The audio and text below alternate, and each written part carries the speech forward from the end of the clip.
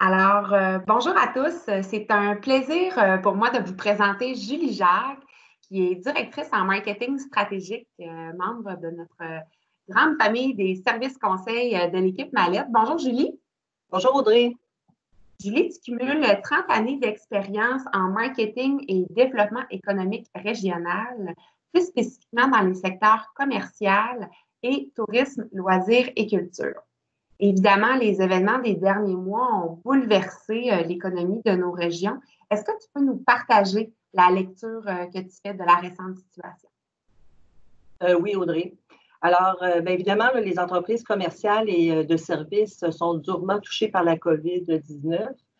Plus particulièrement, les entreprises qui sont au cœur de l'industrie touristique et celles qui gravitent autour de l'industrie touristique.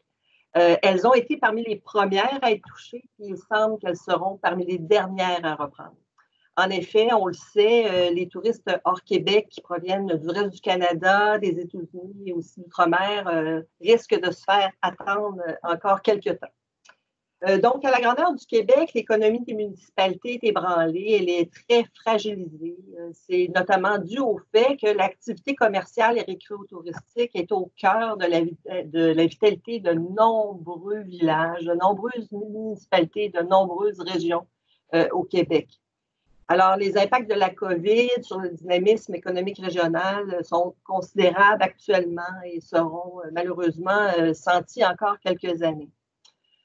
Fort heureusement, on assiste depuis quelque temps et graduellement à la réouverture des entreprises commerciales et récréo-touristiques. Et il y a également l'annonce récente du gouvernement d'un plan de relance touristique de l'ordre de 750 millions de dollars qui va permettre d'aider le secteur du tourisme à traverser la crise et aussi à préparer la relance de ses activités.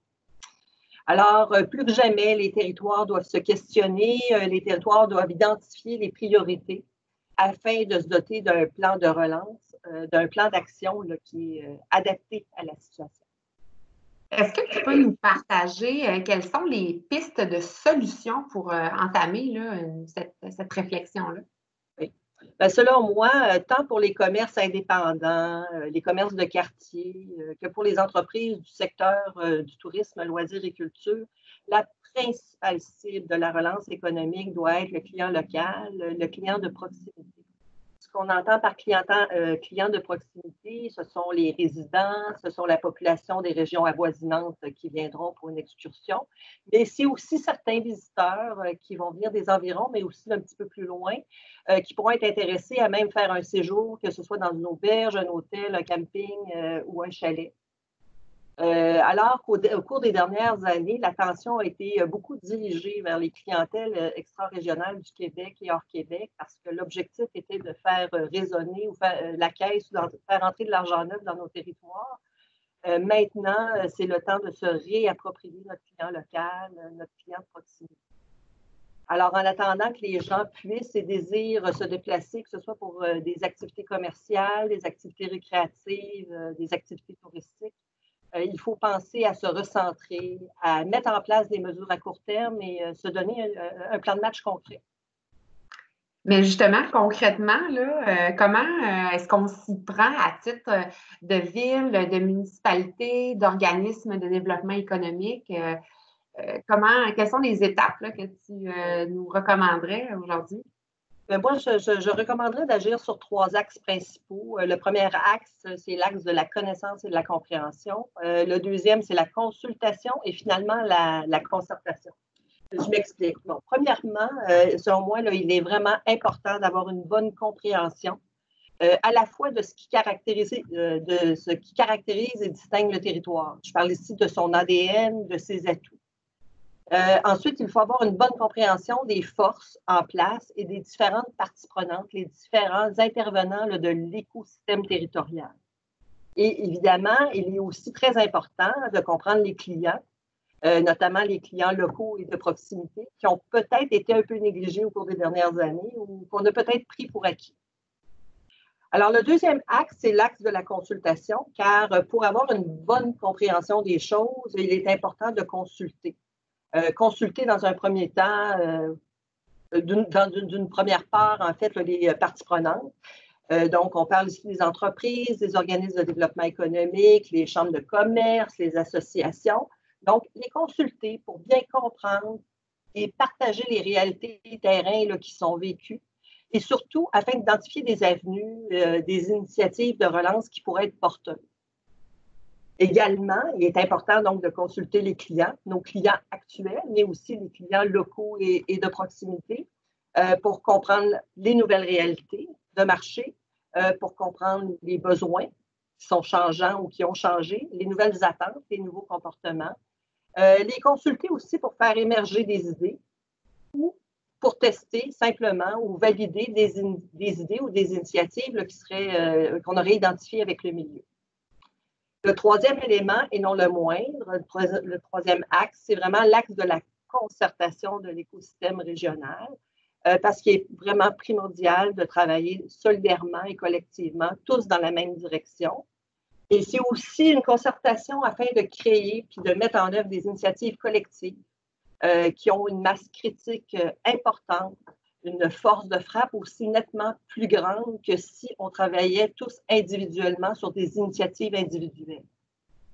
Alors, pour bien comprendre, pour bien consulter, pour bien concerter et pour se donner un plan de match qui est concret, il peut s'avérer bénéfique de se faire accompagner par un tiers, que ce soit pour la réalisation d'une démarche entière ou d'ensemble, ou que ce soit pour une intervention ponctuelle qui vise à dynamiser, par exemple, des artères commerciales, des noyaux commerciaux ou des cœurs de village, des interventions qui viseraient à dynamiser l'activité récréo-touristique et culturelle dans l'objectif d'attirer et de d'accueillir des visiteurs, que ce soit des résidents, des excursionnistes qui viennent aller-retour sur le territoire, ou même des touristes qui séjournent une nuitée, 2 nuitées, par exemple, ou tout simplement, ou en fait pour une démarche un peu plus entière là, qui s'adresserait soit à l'ensemble des secteurs d'activité d'un territoire ou à plusieurs d'entre eux. Alors, se faire accompagner permet d'arriver avec une vision qui est objective et permet aussi de réaliser finalement le processus de façon efficace vers des objectifs et des résultats concrets. Est-ce que c'est très intéressant, Julie?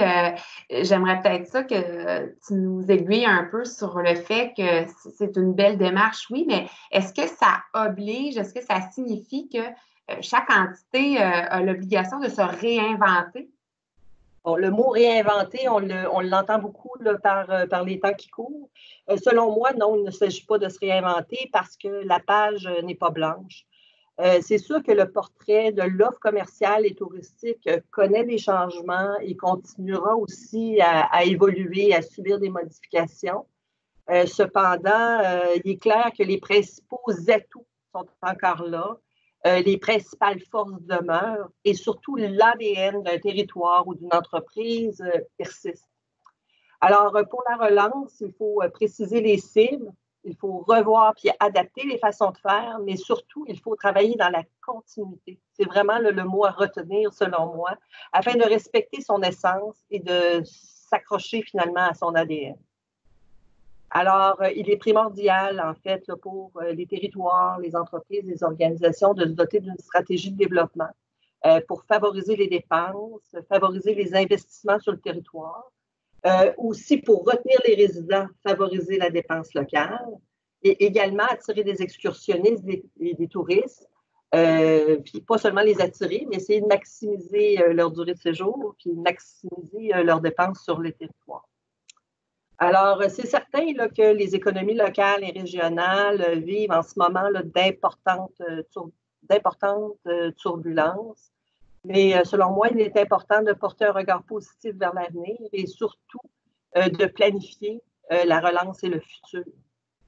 Plus que jamais, chacune des organisations, que ce soit une entreprise, une municipalité, une MRC, une association, doit se doter d'un plan de match individuel et pragmatique. Et plus que jamais, il faut travailler solidairement et collectivement afin de redynamiser les économies locales et régionales. C'est vraiment intéressant. Merci beaucoup, Julie, pour ce partage. Ça me fait plaisir.